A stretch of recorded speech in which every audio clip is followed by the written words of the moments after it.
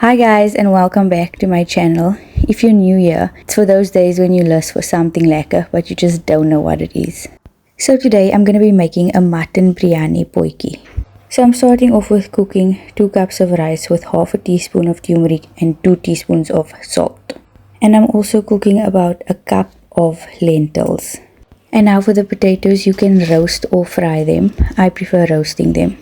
Okay, so now for the spice and everything, I'm gonna put all of those ingredients in the caption below because it is a bit much to mention and it's just gonna make the video very long.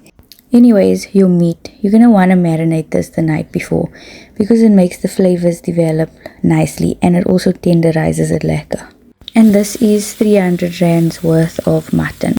And now I'm adding 2 chopped onions to my potjie pot. And as you can see, my coals are nice and hot because I am going to be cooking the meat for a while and I want to do that over a high heat. Now after my onions have browned nicely, I'm going to be adding in the spice and I'm going to let it fry for about 5 minutes until it's nice and fragrant. Now as you'll see, my onions are a bit on the finer side and that's just because I used a food processor.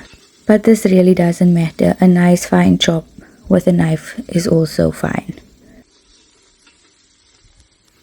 Now once the onions and spices are nice and fragrant, you'll definitely smell this. I'm gonna add in my meat and I'm making sure to get all that marinade out. Now I'm gonna let it fry for about 10 minutes just so that spices can cook for a bit. I'm gonna add in about 2 teaspoons of salt. You can always add in more later.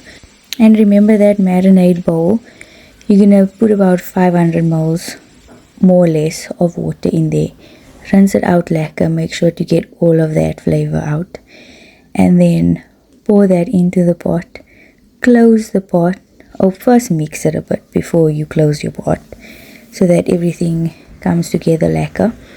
Then you're gonna close your pot and you're gonna let it cook for about 45 minutes to an hour because you want your meat lekker soft.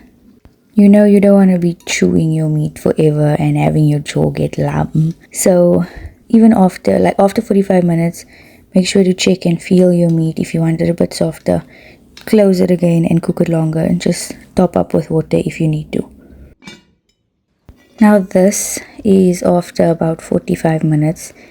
You can also just check in between, give it a stir just to make sure it's not sticking and burning to the bottom.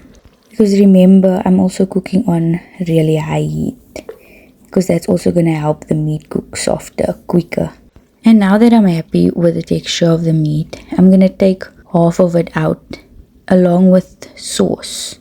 Make sure to get a lekker amount of sauce out, but also still leave enough at the bottom so it doesn't burn and stick when you are steaming it. And now I'm going to start my layering process. I'm going to add in the potatoes and then the lentils.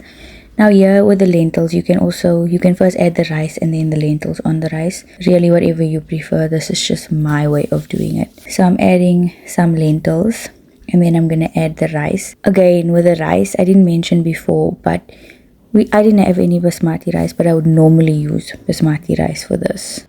But this is just normal long grain tastic rice. And then I'm sprinkling some dhania, coriander.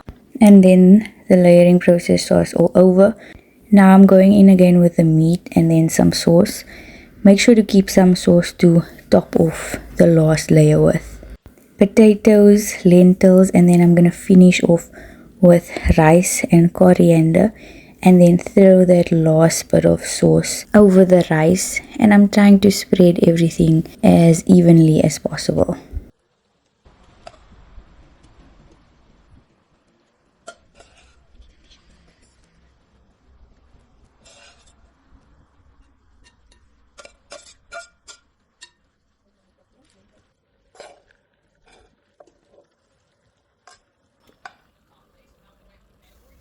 And now I'm going to close the pot and move the coals at the bottom so that I can reduce the heat and it can steam nice and slowly for about an hour.